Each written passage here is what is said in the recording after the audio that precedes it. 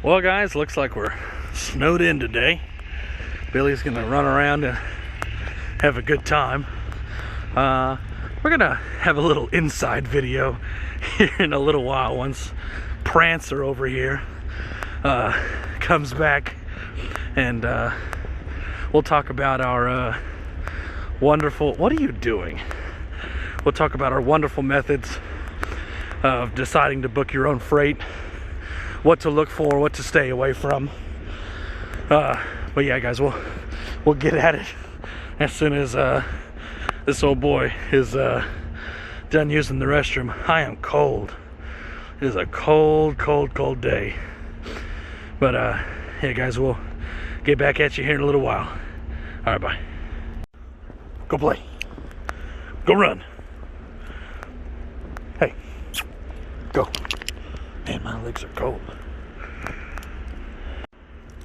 This is what he does, ladies and gentlemen. This is what he does when he sees snow. He just runs and frolics like it's his first time. What are you doing? Are you cold? Huh? You're not even close to being cold. He loves this stuff, guys. We're only out here for a little while. Oh, there we go. He had to dig up some ground, that way he could pee. That's what he needed to do. Sorry for showing you guys this. It's a little graphic. I apologize. I just thought it was funny. Because even when he was going number 2 a few minutes ago, he had to like dig a hole just so he could get in there. You almost done, dude? He's pee like an old man. That's what I like about Billy. He knows when we go outside, it's potty time. So he lets it all out first chance he gets.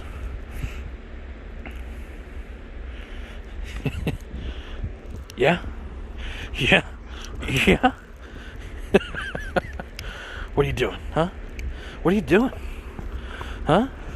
I just thought we've got so much footage of the roads, guys. I just figured we'd get some interesting footage of Billy acting like the crazy, ridiculous dog that he is. So, those of you that don't know, this is Billy. He's a blue heeler. Hey. He's, I want to say he's about 3 years old. And you couldn't tell by his energy, but he's just about as goofy as this all the time. Like, this is literally just what he does all the time. Let's see if I can zoom out. Nope, I can't. You want to stop burying your face in the snow, dude? We gotta go inside the truck. Yeah? What? What is it? Ooh. Yeah, I figured we'd get some footage of the road. And those of y'all that don't know, this is Billy, though, and named him Billy the Kid. Billy, that's not a stick for you. So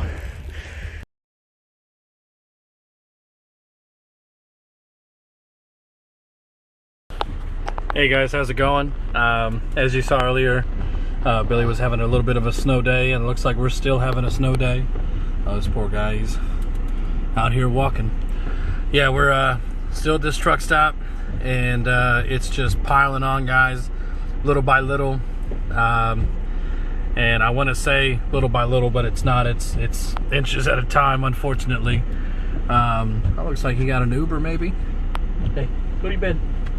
Go in here. Thank you. Yeah, guys, it's on the other side of this flatbed. I don't know if you can see. There's quite a few trucks over there, and these guys are doubled up. Actually, no, triple. There's a long-nosed Pete on the other side of him. On the other side of that dry van right there, this flatbed, he's there, and I can't even tell if there's anyone in front of him. I want to say that there is. It's really gotten so bad that to the point that the guys that were coming in buying buying reserve spots were being turned away because of the guys that were parked in the reserve spots from last night. They were not buying reserved, but they weren't moving because the state declared a state of emergency, so you can't go anywhere. And if you are going to go somewhere, you're probably only going to make it a few feet because the highways are all shut down. Whether you're loaded or whether you're empty, they're telling everybody get off the roads. I think it's unfortunate that they just couldn't keep up this time, but better safe than sorry, guys. Really, at the end of all this, you know, it's all about your safety.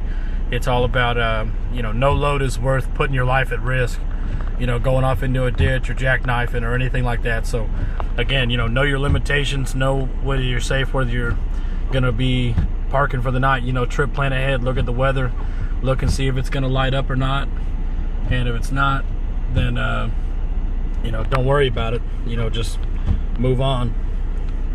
Let me see. But yeah, guys, so we're here. I did want to do a little bit of a video. Some of you guys were asking about other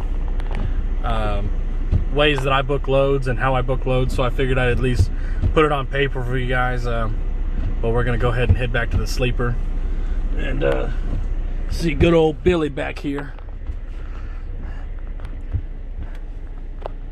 You want to go play in the snow, don't you? Hey, no, hey, high five. Good boy. Man's best friend, guys.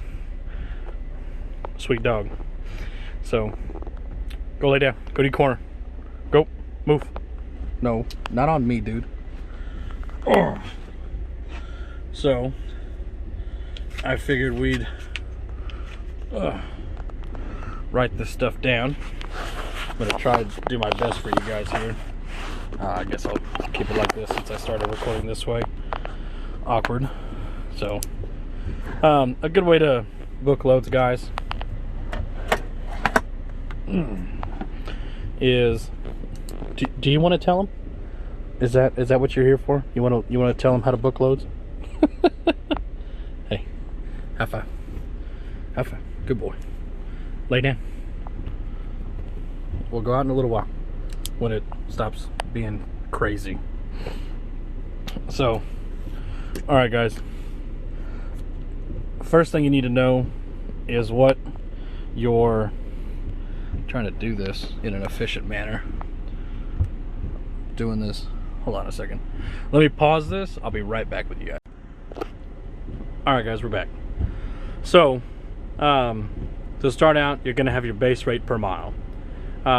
This is going to be your bottom dollar, what you can run to be profitable. Now, the spot market and the contract market and the DAT board and load boards and all this other stuff, they're going to have multiple different rates posted. So some rates you're going to push for, some rates you're not going to push for, some rates you're going to be sitting there looking at them and offering, you know, oh, I'll do it for this, or oh, I won't touch it for this, but I'll do it for this. And a broker's going to shoot it back and say no or yes, or some of you guys that are already, you know, lease guys, you know, you guys deal with kind of a different market. But following this is going to help you. Now, it's not the perfect way, and there's 100 other YouTube videos out there that you guys can go and look at that's going to tell you exactly how to do this formula precisely. This is just a rough, kind of a rough portrayal of it, and sorry for my handwriting.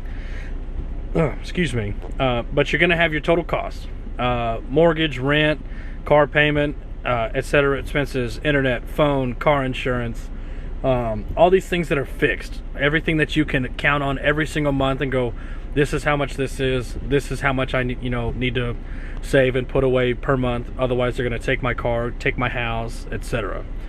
So just any normal payments, any fixed payment that goes on every single month.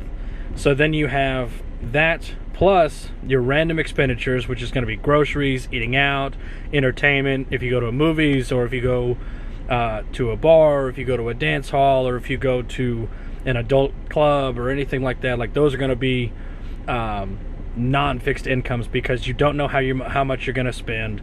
You don't know how much you're going to be looking at every single week, or every single month. So when you're trying to calculate your stuff, usually I leave B alone for just for a minute, just because you can kind of plan out. So when I'm looking at it, I really pay attention to A: mortgage, rent, car payment, internet, phone, the things you need. Otherwise, it's going to hit your credit. They'll take them away, this, whatever. Those are your main expenses that you have to look at. So you always have to take your money incoming and immediately put it away and say, this money is going to this for this reason. So I also put fuel on there. That's just, your car fuel. That's not truck fuel. Then you have your truck expenses, truck payment, insurance, maintenance, savings, fuel, and etc. expenses.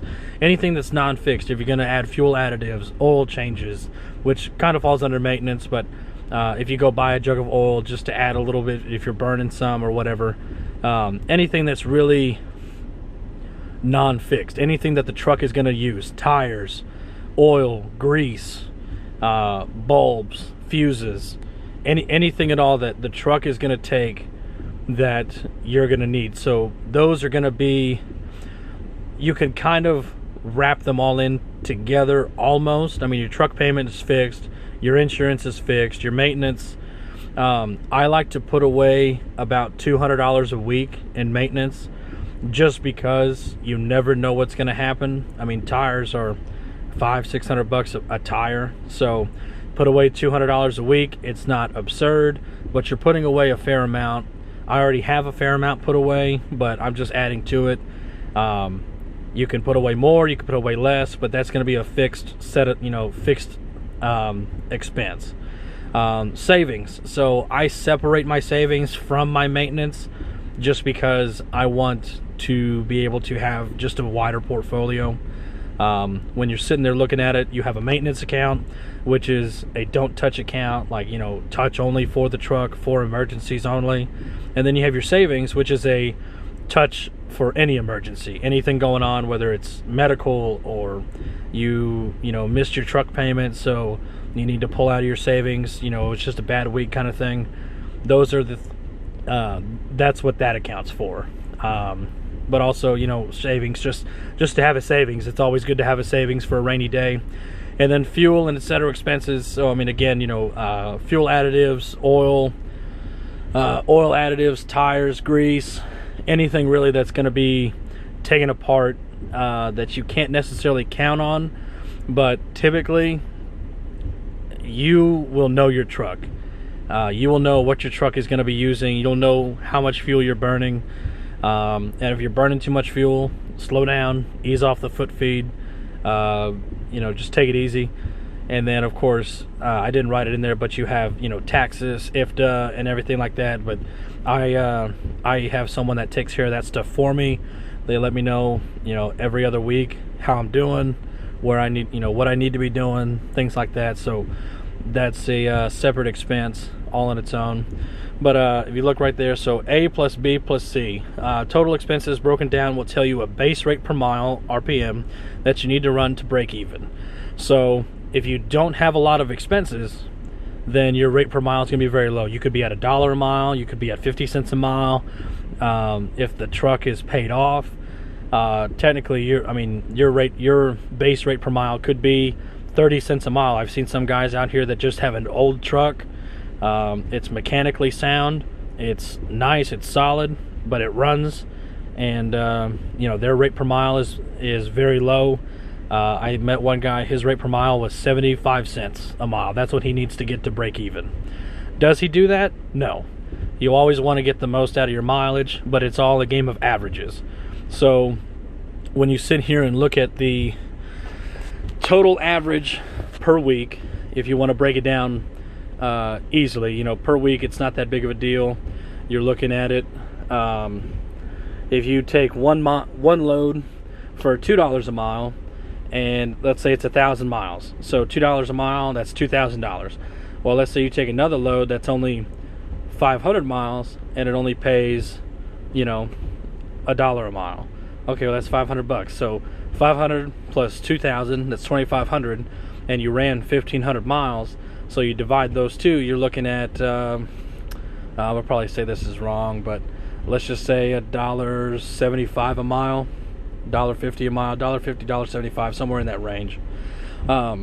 If your base rate per mile is $1.50, well, you're running 25 cents higher. And so when I'm looking at freight, there's a few different things that I'm looking at. I'm looking at how far it's going, if it's going to a good market.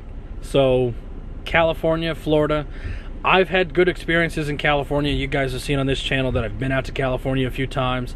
I don't have an issue getting in and getting out for not a really bad time, but there are some times you go out there and it's really, really hard coming out or finding something out without deadheading. So that's the other part of it, is you're going to have deadhead miles, you're going to have loaded miles, you're going to have empty miles, which deadhead and empty are kind of the same. But let's say you get unloaded and the nearest truck stop is 20 miles. Well, you go 20 miles, well, you have to account for that 20 miles plus how many days did the truck sit? How long did the truck sit? Did you burn fuel while the truck was sitting? There's all these different things. So anytime I see, let's say the rate's $2 a mile. If it's $2 a mile and the load is 40,000 pounds, anytime I see 40,000 or higher, I immediately take 40 cents away. So I'm looking at $1.60 a mile, because that 40 cents is going to go straight to my fuel. It's heavy, and if you're going through hills or mountains or whatever, you're really looking at burning a lot of fuel and a lot of DEF.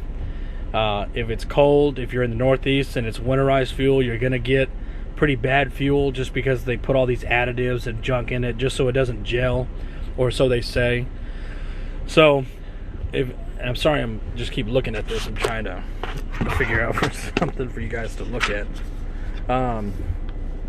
But anytime I see, let me see this sheet better. Anytime I see 40,000 pounds, I immediately account for 40 cents for fuel. And it's not always like that. I mean, if you're gonna run I-10, it's relatively flat, so it's not that bad. It's not hard on the truck anyway. It'll be heavy, but you're running relatively flat. Unlike if you're gonna go through Tennessee, where it's up hills, and then Pennsylvania, you're up more hills, and Virginia. So you always gotta account for what your terrain is gonna look like. And so you always want to run at the highest rate per mile you can, but also, where is it? Sorry, I'm trying to write this. Where is it taking me? So Florida, California, look like LA for a second. Not like it's any different. New Mexico, pretty much like any of the western states, it's going to be rough trying to find some out, unless you want to run there for a little while. If you want to stay,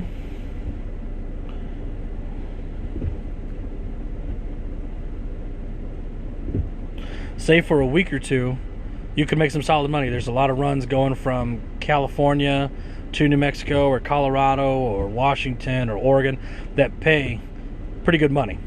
Florida, you're gonna deadhead north of I-10. So Miami,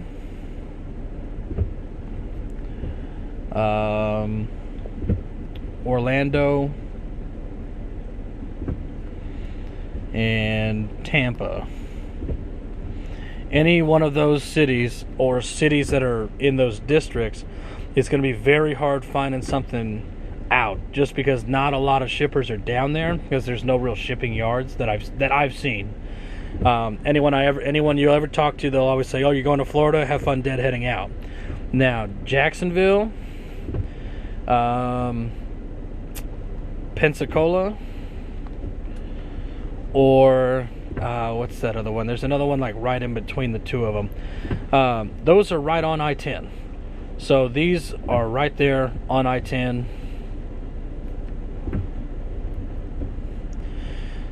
So if you get a load here, Georgia's not that far to Jacksonville, and Pensacola, Mobile, Alabama's not that far, and Mississippi is not that far. So you can find stuff out of both of these places, and comment down which one's in between. I'm drawing a blank right at this moment. But if you have something going here, or not too far south of I-10, it's not that bad.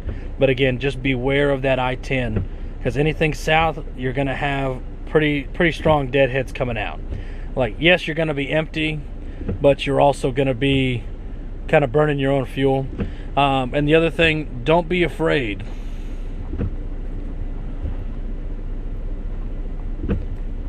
to deadhead. I know some guys that have deadhead 500 miles, because you got to realize every area is a different area, every market's different. They all have their zones. Florida, Georgia, South Carolina, Alabama, that's kind of its own zone down there. Let me move this out of the way for you guys. So looking at this, guys, don't be afraid to deadhead, but be smart about your deadhead. That's when it comes into your estimated total rate, because then you have your base rate plus deadhead miles plus loaded rate, and these three have to combine to equal profit. Because without profit, you're not making anything. So don't be afraid to deadhead, but be smart about your deadhead. It's got to be something worth it. Typically, always try and plan light, but again, you're not always going to get 10,000 pound loads or 3,000 pound loads or whatever. I don't mind 20,000 pound. They're not that bad. They're not horrible. The truck can handle it pretty well. I get about 8.6 miles to the gallon with this truck, but it's a newer truck, less miles, less wear and tear. I also take care of it, do my own service and stuff on it. Remember your base rate. Never stray from it. Always know that you're going to have to make money at the end of the week to cover your base expenses of rent, car payment, mortgage, what have you, all that other stuff. So when you're looking at loads, always pay attention to those things. And then know where you're going. Going from Pennsylvania up here in the Northeast. Up here in the Northeast is a really solid market if you're looking for loads. North Carolina, South Carolina, Georgia, good market. Texas can be kind of iffy. A lot of stuff coming out of Texas, it's probably going a fair distance. But sometimes it can be cheap, sometimes it can be heavy. Most times it's heavy, because you gotta pay attention to some of these states that have these bridge laws, because you have to make weight for the bridge law, so they try and keep it light. That way they don't have any issues. So that's why I don't mind the Northeast, because there's some hills and stuff, but most places that I pick up from, it very rarely are they ever heavier than 35,000 pounds. Yes, I do see them. Yes, they do exist. So, if you comment and say, oh, I see 40,000 pounds all the time, by all means, I see them too. Don't worry.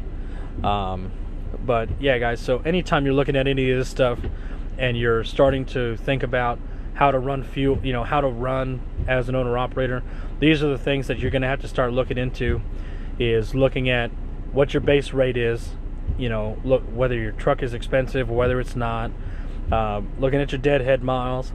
I've deadheaded, I want to say the most I've ever deadhead was about 400 miles. And yes, it was worth it. Would I do it again? Rarely. It all depends on that loaded rate and what my base rate is, because your deadhead miles, you're burning fuel. So as long as you have something that's fuel efficient, or even if it's not fuel efficient, as long as you're just kind of easing off the pedal because you are empty. And those of you guys that are lease guys, I know some of you guys that are, you bobtail if you can bobtail. I mean, sometimes you just have to bring it empty with you because you have to be changing markets. And that's the other thing is, guys, is each market is different. The Northeast has its ups and downs. Chicago, Illinois, Wisconsin, Michigan, Indiana, Ohio, that's its own little market. Tennessee and Kentucky, Missouri, that's its own little market.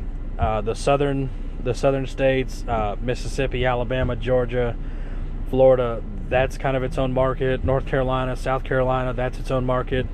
Virginia, it's its own market in a way. It's just a crap market. Stuff coming out of Virginia is usually heavy, and they have a lot of hills, especially on 81 or 95. It's a lot of hills and a lot of traffic if you're going on 95, because you have to go around Richmond, you got to go around DC. So yeah, guys, this is kind of how I look whenever I'm booking freight. These are the things that I look for, and I figured maybe if I put it on paper for you guys, it could be a little easier. Sorry it wasn't the most fantastic video. I mean, it's not scenery and stuff, but I mean, as you can see, there's really just not a whole lot going on. It's just snow and more snow. Guys just parked. But yeah, I mean, all in all, guys, whenever you're looking for freight, always hold your own. Don't be afraid to sit. Don't be afraid to deadhead, but be smart with both. You know, if you are beginning the week and you're trying to, have a good week, because that's what I try and do, is I try and go week by week, week in, week out, just because it's easier to break down, it's easier to manage, and it's what I don't mind doing. Some guys, they go day by day. Some guys go month by month. I mean, whatever works for you is whatever works for you. This is what works for me. When I sit there and I look at loads and I'm booking them, I'm paying attention to the big picture of what needs to pay my bills, what bills needs to get paid, and I just go from there. But I always make sure that I protect my truck, because the truck is your asset. If the truck doesn't run and the trailer doesn't run, then you're up a creek. You can't make any money. So always make sure to protect your truck. A wise old trucker once told me, spend cheap and spend often. And that's true. And he said that's true with several things. It's true with trucks, it's true with cars, it's true with houses, and it's true with women. So, not trying to womanize anybody out there, but, you go buy a $5 diamond ring, and, well, you're going to go buy another, diamond necklace. You're going to go buy this, or, you buy cheap oil. You're going to go, keep buying cheap oil because it's going to burn, or you're going to spend a whole bunch of money because it gummed up your motor or whatever. So, stick to your guns, know what you're supposed to do, and, like Just Trucking, Justin always says, know your worth, and don't run for cheap freight, guys. Together we can change it. We can change the market, because there is no market. He's 100% right on that.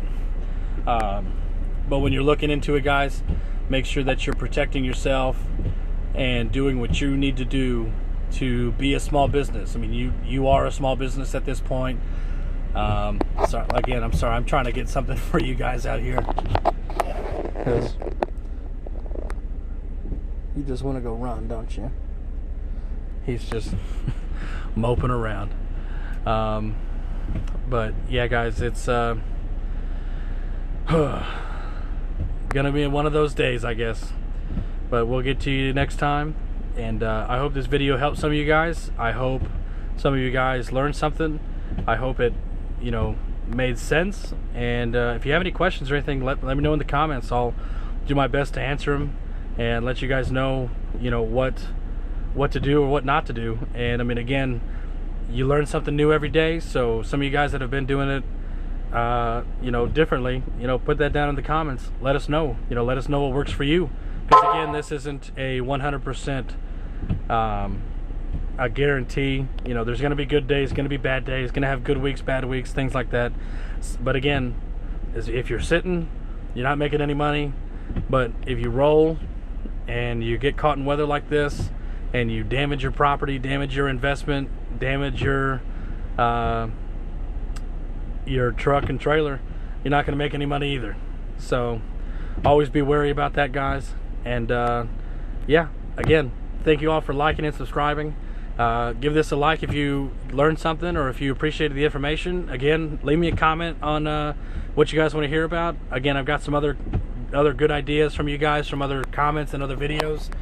I'm trying to help you guys as best as I can. And like I said, you know, we learn something new every day. All of us do. No one's perfect. No one knows everything. But we'll get to you next time. And as always, stay safe and God bless.